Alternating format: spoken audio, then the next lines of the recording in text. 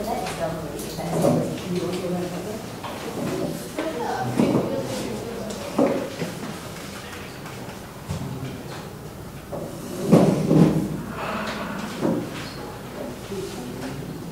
okay, when you're ready, signal Kirat and Kirat will start the time.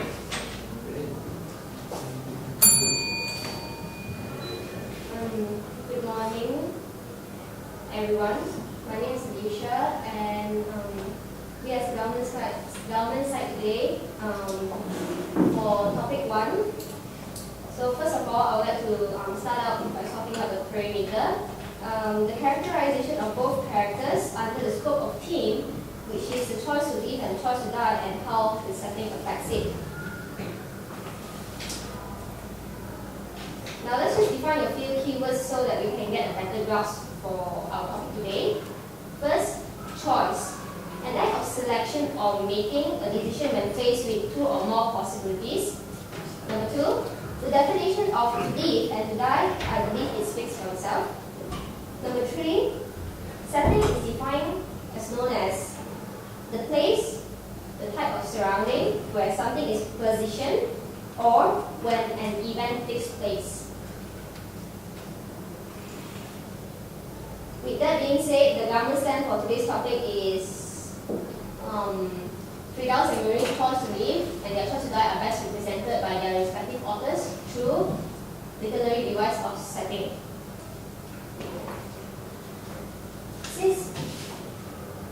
Because of the setting of both novels are molded by the author's intention to shape the characteristics of Firdaus and Murray, choice to live and to die that lead.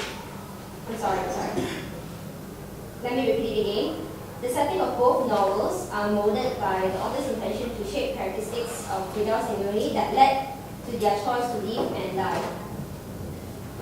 Since we are going to argue about how setting plays a bigger role in both characters' choice to live and die, although we already know for a fact that it does play a bigger role, we are still going to prove our point. Therefore, our points for today's topic are: number 1, psychological state of mind in scope of the theme of identity. Number 2, how place and cultural setting are external factors that play a bigger role in developing both characters. And the third point, author's intention for symbolism. So my point number 1, it supports our argument that psychological state of mind of both characters in the scope of theme identity. First, the similarities between 2 characters in state of mind in terms of identity are quite apparent. We find that both characters are struggling with their identities. For Bruni, he finds that when he's alone in the cave, that he is without his sense. This revelation caused him to question his existence, as he has always identified whether an object, animal, or human being is sent. Plus, he only acknowledged things or people who have sent, regardless whether it is a good or bad sent. As for Firdaus, throughout the novel, we see her roaming from place to place, from different psychological states. Her discovery of the influence of money, she becomes aware of her ability to make her own choices. Her state of mind changes. She goes through many different phases, plays many different roles, meets, employs, prostitute, wife, in a quest to find out the worth of her identity. For the differences between these 2 characters in the state of mind would be, for Verily, he tries to create his own identity. Firdaus, she continuously searches for her worth of her identity. And this would lead to future symbolism that is closely associated with author's craft in the third point. Thank you.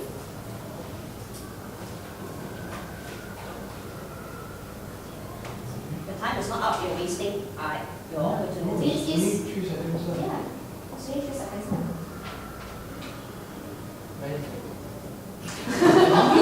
Alright, ring the bell.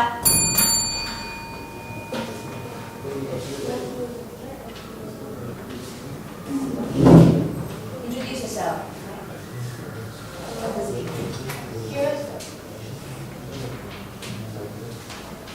Very good morning to everyone present.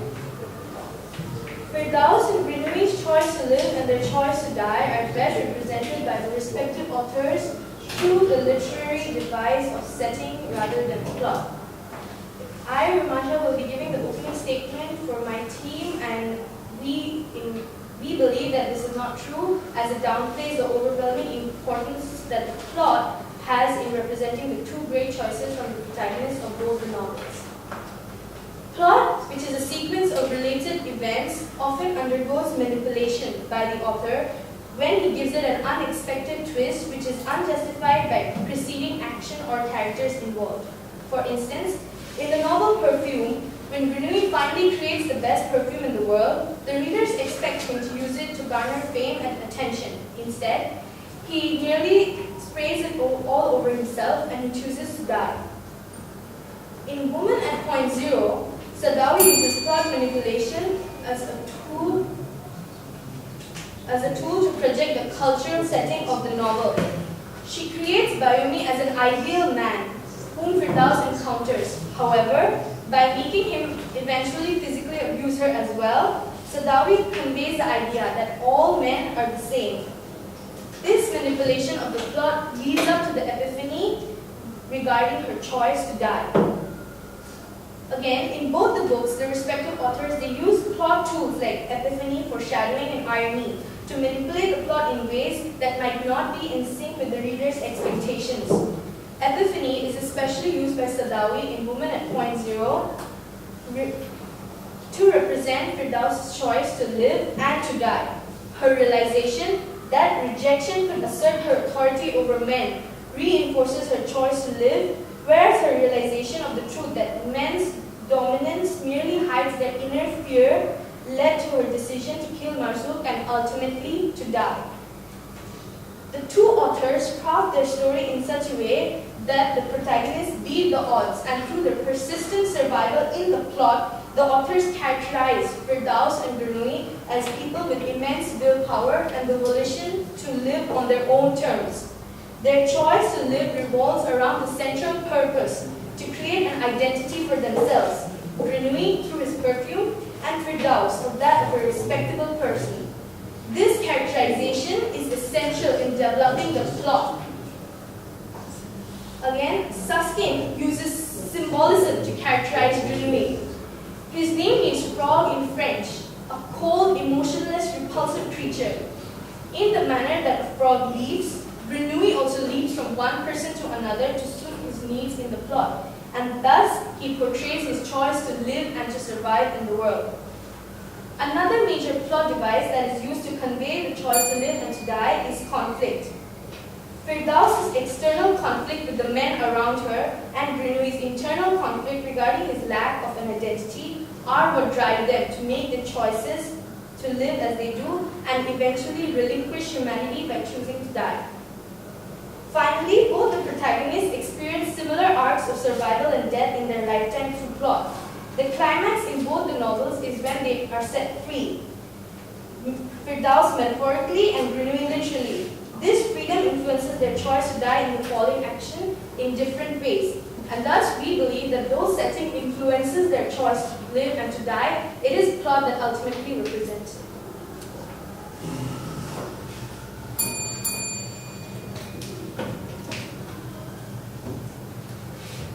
Government. Government. You have 2 minutes. 2 minutes. Question? The total time to speak is 3 minutes, right? So he has to ring the bell on the last minute only, right? Right? So the last minute. Not the first minute. Yeah, that was a mistake from me. Okay. So last minute. Yeah, that was a mistake on my side. So it's just stop. Okay, start the timing when he stands up, alright?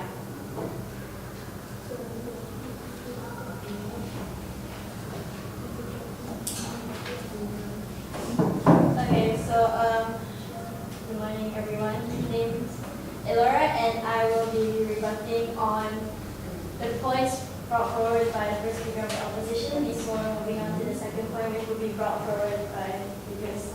Okay, so Ramasha, can I mention names? Okay. The government or the opposition. Okay, the opposition mentioned that Grenouille goes, the authors that's more of an author's intention to shape the story, isn't it? It's like how the author's intentions are, and like the author's intentions actually are more towards setting, because the author's intentions, he decides what happens, right? So he's anyway, but their choices, as mentioned by the opposition, is affected by what goes on in their life. And this actually will be brought forward by the second point, which is the cultural setting of the plot. Okay, and the symbolism from is not as accurate as what Suskin has already used his intention of depicting Bernoulli as a pig, which is more accurate already in the novel. And a lot of the conflicts wouldn't have happened in the novel if the culture in that setting wasn't the way, like if the culture didn't exist in the setting wasn't like that. If Egypt wasn't, oppressing women, and Paris didn't use perfume to segregate classes. And as this point will be further elaborated by Lucas. Do I reply? No. Continue. Good morning, my name is Lucas. Okay, our second point that supports our argument is that the cultural setting for both texts are quintessential to the development of the characters' personalities, and finally their choice on whether to die or not. Now, the society around them plays a very important role in how their decision is.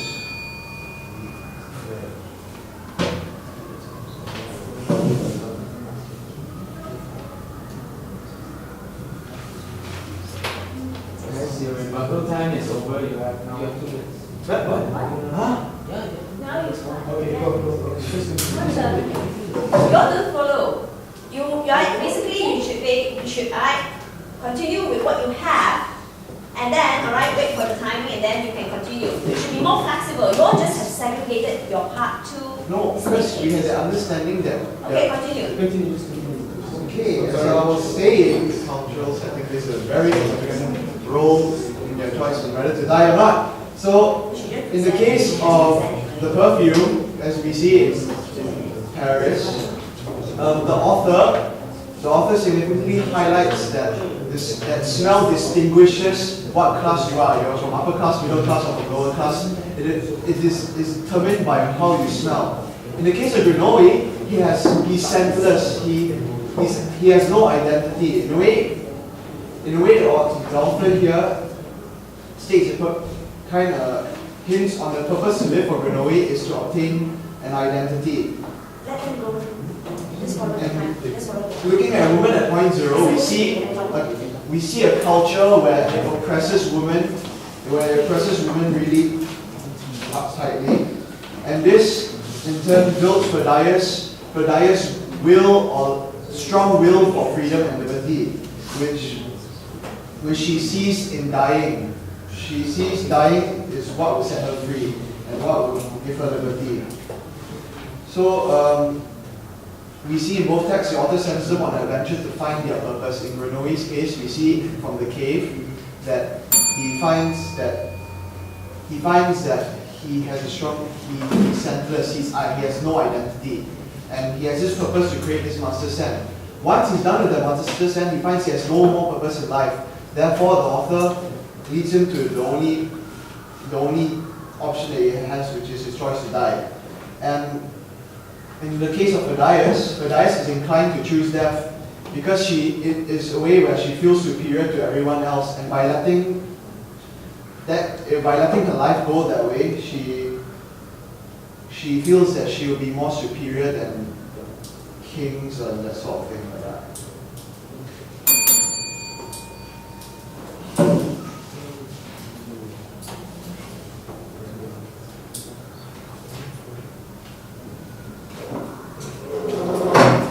Everyone, my name is Kush, and first of all, I would like to point out that in regards to the opening statement, I heard words such as events, molded, symbolism, developing character, and all that.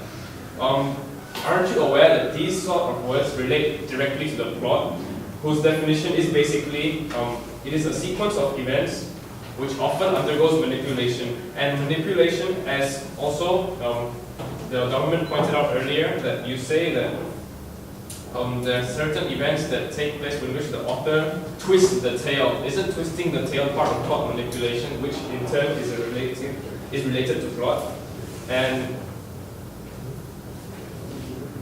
also, one more thing I would like to point out is that when you say developed character, that as the event progresses, developed character, aren't you saying that the characterization of the characters influences the ultimate choice to live and die? And especially, and moving on to the point of the cultural setting, even though like what we identify is that Firdaus and Granui have been portrayed as characters who are isolated emotionally, and in fact, in Granui's case, even physically from society and the world around them. Thus, the ideals and customs of the society around them have no appeal whatsoever to Firdaus or Granui. In the case of Granui, this is a quote from the book itself. For his soul, he required nothing. Security, attention, tenderness, love, or whatever, all those things were totally dispensable for Granui. And also, in Firdaus' case, she says that I want nothing, I hope for nothing, I fear nothing, and therefore I am free. Thus, they are characterized as people who are detached from the setting. And thus, this develops Susskind's theme in the novel, which is the understanding of life in relation to alienation and self-identity. Though the setting merely hints at the theme, Finish your sentence and let's say. that the plot is what ultimately represents it. The events that take place ultimately go on to form their identity and what they see as alienation. So both authors craft the protagonists as people who do not belong and provide an outsider's perspective to socio-cultural setting of the time. Stop. Finish it, and then whatever you couldn't finish, hand it to the next speaker. That is the way you should work it out. Okay. The timekeeper make a clarification to The clarification of timekeeper is only just to follow the time. Don't read those statements. Alright? You keep the time, and when you have pressed the bell twice, wrap it up, finish your sentence. Don't stop midway. Alright? Finish your sentence and sit down. If you need it to be continued, hand it to the next speaker. Okay? Actually, your work is very simple. Just follow the time. It doesn't make sense. We'll clarify this one later. Because you have started it just now there, alright? So we need to follow it through first. Yeah, continuing Kush's point, their characterization and subsequent plot development is what brings about the theme of alienation. In Women of Point Zero, Sadawi uses point manipulation as a tool to project the cultural setting of the novel. She creates the character Bayomi as an ideal man, as mentioned by Romasha, whom Firdaus encounters. However, by making him, he eventually abused him as well. What Sadawi was trying to do in this case is to show, even though there is, she's manipulating the plot to show that the men of that era is all the same, to portray the cultural setting of the time. And it is not shown directly, but it's through the plot manipulation method that we see this theme. Another major plot device used to convey the choice to live and to die is conflict. Firdaus's external conflict with the men around her and Granui's internal conflict regarding the lack of an identity are what that drives them to make their choices to live as they do and eventually relinquish humanity by choosing to die.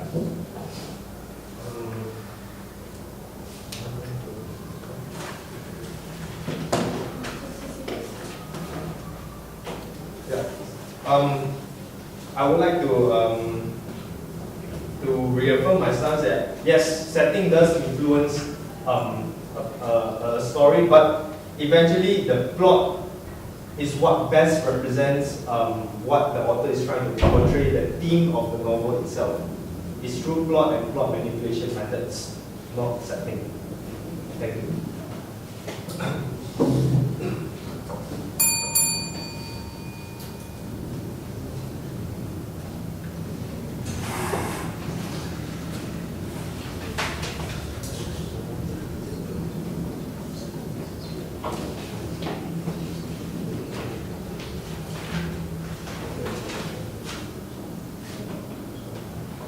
time is running, government. Okay, never mind. Okay, in regards to what the opposition said, that the government mentioned words like development and conflict and stuff like that. Look, in case you didn't hear what we said that setting develops those aspects. It's not that we rely on plot to see those aspects, but setting develops it. Okay, and the government mentioned something about isolation. If a person was in isolation, then what on earth would influence their choices? What would drive them to want to choose death? What would drive them to live if they're so alone? It's like, if you're alone, then like, would you actually suddenly think of dying? No, that's the thing. The setting, the place, like even if they don't interact with people, the cultural setting that they're born in is inevitable. They get affected by it anyhow, and so that cultural setting is what pushes them to choose that. And yeah. Oh.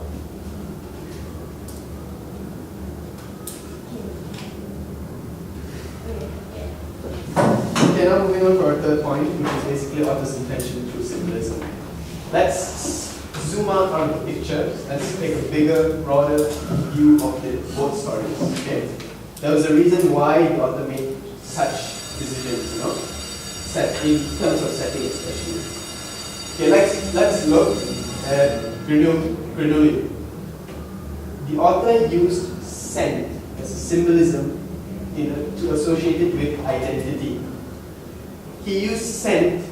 See, Bernoulli was scentless, so therefore he had this sudden identity crisis in terms that he questioned himself as who he is, because Bernoulli always used scent to associate objects. For example, the wood. He would know the smell of wood, and therefore that is wood. So it exists, it's there. So when he can't smell himself, he questions himself, do I exist? Same case for Firdaus. Along her journey, along what she goes through, the setting, each character that she meets, that influences, external factors that influence her, it questions her identity in terms that what is her worth in society? What is her value in the Egyptian society? That is symbolism in terms of identity in itself. See, ladies and gentlemen, the author put in these subtle things, for us to question at the end of the day how the characters were developed, how that led them to that choice. Okay? So Bernoulli said, he tried, let's see the difference between the two characters right now. Bernoulli, Firdaus. The difference, both had an identity crisis, as you can say. Both of them didn't know their worth, whether they existed or what was their worth in society. Bernoulli tried to create scent, therefore he was trying to create a soul for himself, so that he can exist per se.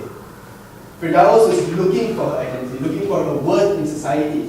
So that is all author's intention, which eventually led them to the choice whether to live and die.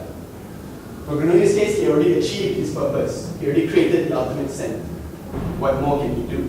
For Firdaus' case, she used the choice of finally realizing what her worth is in society, which led her ultimately to her choice to die and gain freedom. Thank you.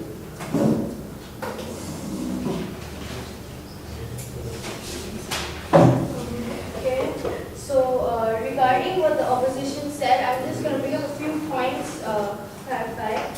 So they referred to a kind of isolation, and they said that what drives them to live, to make the choices to live or to die if they were in isolation. If you notice, we said if they were emotionally isolated, they are people who, though they're present in society, the social surroundings do not really affect what they want to do. In Bernoulli's case, he doesn't care what people around him are like, what they want him to do, nothing. He does what he wants. What he wants to do is make the perfume. What Firdaus wants to do is become a person who's respectable and honorable. So this purpose that they have is what drives them to make the choices to live and to die. They don't have to fit in with society, but it's this purpose. And also, the author characterizes them like that, as someone with this purpose to show them volition. And finally, when they achieve their purpose, that because Renui he despises humans, and that is when he chooses to die, when he achieves his purpose. And also, I would like to say that this characterization that you're talking about, whether it is through setting or through plot, characterization might be influenced by a combination of both, but it's developed through plot. And finally, author's craft, what you're talking about, these subtle messages that the author puts in. The author's main intention is his message that he's showing through the story, and the author's message is his theme. And you see, setting can only hint at a theme. Setting can never develop a theme. It is plot that develops the theme through the events. You go on saying what happens in their lives. What happens in their lives is the plot, the events that happen. So we're not saying that setting doesn't influence it. All we say is that plot best represents the author's message.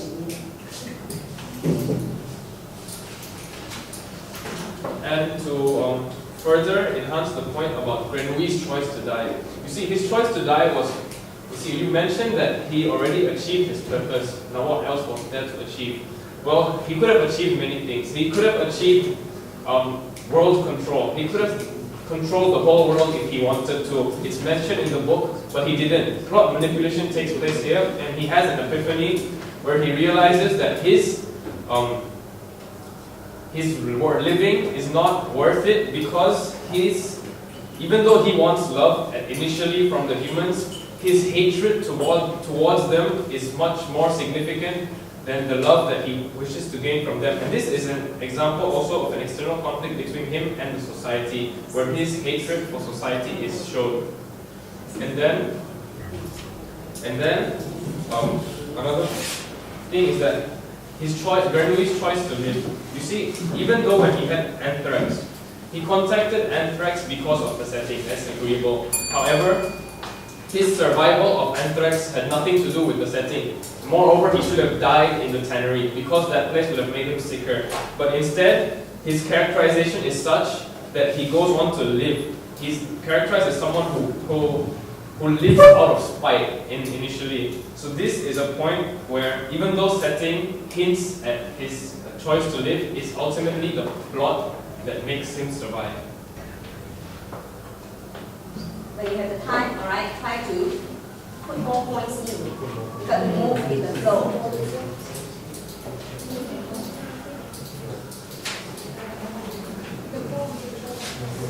You just stick to the time. Just stick to the time.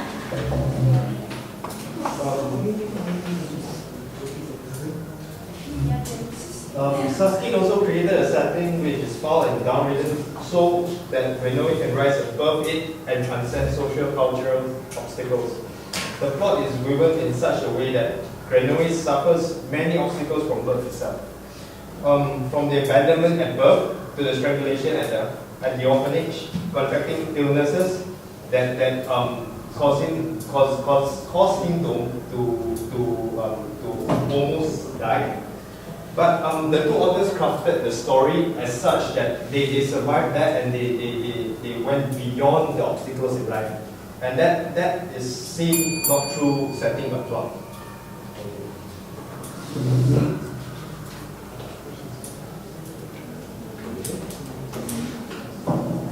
In regards to what the opposition said about how characters are emotionally isolated and that their surrounding does not affect them, the thing is, like take Bernoulli for example, his surrounding does affect him just because he was exposed to the scent of perfume in his surrounding, the perfume that people wore, perfume that he smelled. That's how he got so attracted to it in the first place. It's because of his external factor which led him to that smell, which led him to love that smell. And why does he despise people? Well, let's just look back at when he was first walking towards grass, when he loved the fresh air so much that he chose to avoid people and their foul smell. And isn't that an external factor, like in the setting? Because people have putrid smells, and that's why he avoided them, he despised them. And we're not saying that the plot doesn't play an important part, it's just that the setting is stronger, as we can see that what is his purpose? Like you say that he could have chosen to rule the world or something like that, but that he never intended that. Like yes, he wanted love in the first place, but afterwards he didn't want it anymore. You see, it's like because he preferred to be hated, there's nothing more that can be done. Because whatever he does, it's like he even if he makes a perfume to make people hate him, it's just the same as living and then he would be doing nothing. Because what he did before was make a perfume that made people love him, and then he realized that he didn't want that love. He wanted to be hated instead. So he really has no purpose anymore. And you said chose a minimalistic setting or a downridden setting. Well, the author chose that setting. That setting is downridden, and hence the plot that Bernoulli could rise and overcome his social cultural abilities could happen. See, if the author chose a setting that was high class, he wouldn't have overcome any adversity. Alright, we're going to the closing statement for both parties, okay? How many minutes do we have in between? We are going to the closing statement. Don't we get that Yeah. time that she just told? Just go to the closing statement. Both team have 3 minutes. How do you want to do this? You only have 3 minutes. Start. She's okay. We use up the whole time. No, they did use a whole time, but then don't we get 1 more minute because she just. She made a rebuttal. Yeah, she made a According to your rebuttal. one, we are coming to the two No, closing. already Two closing closing. statement, regardless. Two closing. Closing.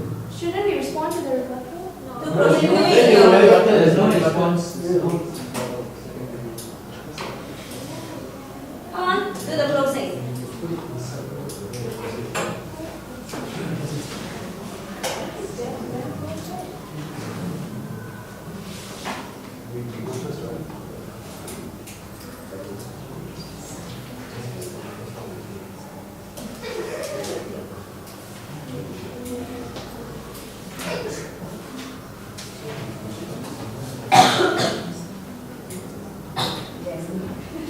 I know that, right?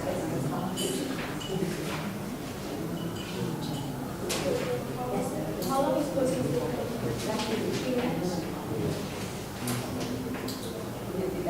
Topic 1, debaters. Don't worry, we will do this one more time. I think we are moving on with the structure, alright? And obviously, you have not spent some time to figure out, how you want to coordinate. But we just follow the time. The timetable, don't look at the definitions there. I'm doing the particular counting here. You just follow the time as I've said. And this is the closing. So we will close with the opposition. Alright, let's go. If you want to give any rebuttal, it is not an issue with me. Put it in your closing.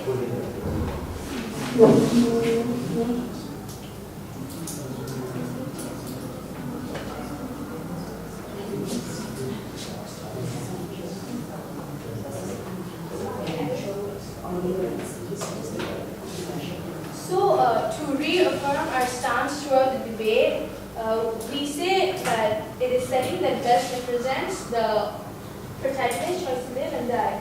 So, plot. It is not setting, that is not at all. So, let me pose a question here. If the chronological order of the plot was different, then would the story have been the same? If it was in the same setting but the chronological order was different, would it have been the same?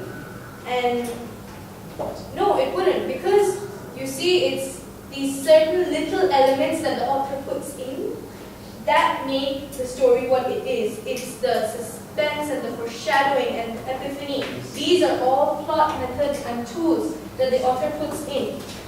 You see, if you actually construct a Phaeton pyramid, then it is seen that in the case of Bernoulli in Perfume, the rising action starts when he first smells the pungal, and that is what builds his purpose in life. And the climax is when he experiences the epiphany and he sprays he douses himself with the perfume to make everyone else love him, but he realizes that he doesn't want their love. And finally, the falling action and the denouement is after he's experienced that freedom, literally, he's free from the execution and now he wants to die. So, and same in the same case in Woman at Point Zero, in the case of Firdaus, in the climax, it is seen that she kills the pimp and she rejects the prince's money and she experiences freedom. She is finally free from everything and she has transcended all socio-cultural boundaries, everything, and the falling action in Zuma is when she makes her choice to die. So it is because of the plot structure that the story is as such. What I would want to clarify is that today's debate is not on which is more important or which has a stronger influence. We are not discussing on whether setting is unimportant or not. We have already mentioned that cultural setting affects it very much. We agree. We never said that it doesn't affect them. We agree that it affects them, but we say that it's these plot methods, these tools that represent the choice to live and the choice to die. That narrow thematic focus that our debate deals with is choice to live and choice to die, and it is best represented through plot manipulation techniques.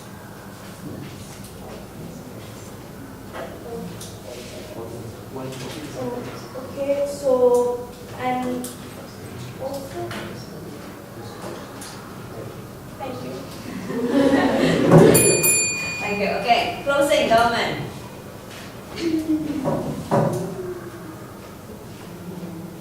Okay, for our closing statement now, to the point of the opposition about the chronological order, if the chronological order of the plot were to be different, would the outcome still be the same? Well, that's basically why we've been talking about author's intention.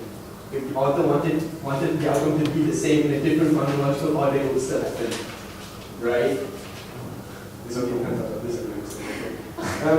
So what else? So, but if the setting was changed, would the outcome be the same? I don't think so. There's these subtle hints that he puts, or she puts for this case.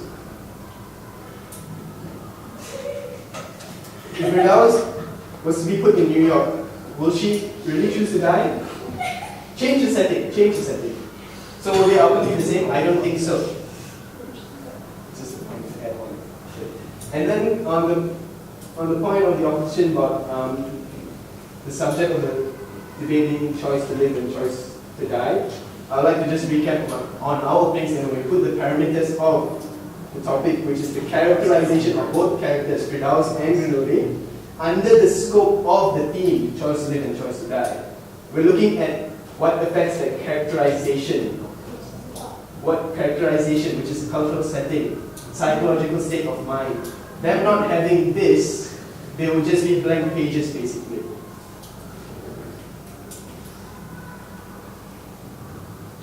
As we said before, symbolism is very apparent in both novels.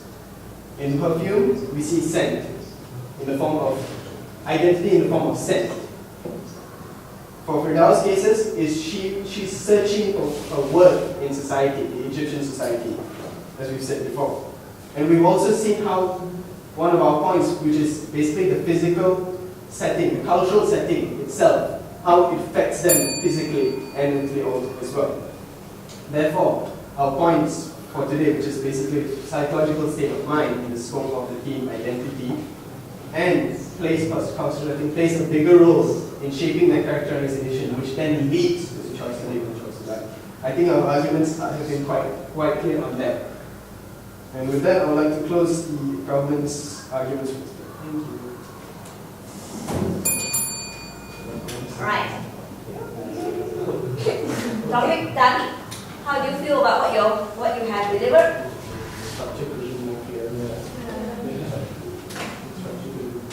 I think you are mainly struggling with the fact that suddenly there's a bell. Before that, you can talk as much as you like, as long as you like. Alright, so you have to work together. First and foremost, alright, it is a learning process. In terms of the timing, the timekeeper just keep to that particular time. You all have come up with the idea of starting the second argument, within that group rather than passing on. So we'll keep to that one. Okay, we'll keep to the structure that you have more or less established just now. But you must keep to that time. The time is very strictly must be very strictly followed. So there are two aspects of the assessment here. Okay, I'm marking what you are saying, the content, in terms of opening statement, first argument, rebuttal, and so on. Miss Masna is actually looking at aspects of team presentation. You all already have this form, and it is going beyond content. Okay, it's going to your behavior, the way you deliver, and so on, the way you use your voice. So I think we'd like to hear from Cik Masna what she has seen. Yeah, they have another group, but it's a different topic, and there are different students. You want to go first? Okay, I like to give my comments immediately because it's still hot and fresh. But I also, think that it might not be fair to the other groups. I mean, to the groups that are presented. But anyway, okay. You have to know that what are the aspects that being evaluated. By knowing those aspects, then you can focus on those aspects that you'll be evaluated. Like here, okay, I would say, okay, there are aspects of the evaluation criteria which you did not explore at all, and you're not given marks. So that's the way. Like, for example, the audiovisual support, whether you have presented your presentation using transparency, PowerPoint or whiteboard, or you don't have to think of the advanced and simple, like for example, you just project a picture, for example. Ladies and gentlemen, have you seen this before? Okay, just a piece of picture. Or the topic, for example, in a bold written A4 paper, those things that you need to consider. And also, audience involvement. Whether you say, ladies and gentlemen, I'm sure you agree with us, right? What do you think? Like a few moments like that. And also, the psychological impact. So these are the various aspects that you did not explore. So that I personally feel that it's a waste. Now I will talk about presentation as a whole. Now, when you present in a presentation, when you speak, you have to know there are many aspects actually are free marks. The moment you open your mouth, you are getting marks. Okay, what are the aspects of free marks?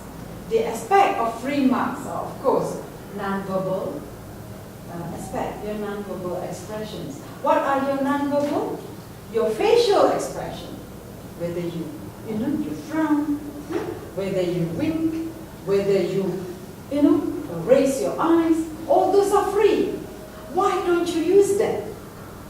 Your gestures, point number 1, number 2, these are all free. You do not have to create. You do not have to bring anything to your presentation stage. Isn't that right?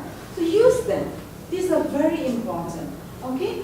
And your use of non-verbal, your body posture, instead of sitting there. And I'm sure you have already practiced.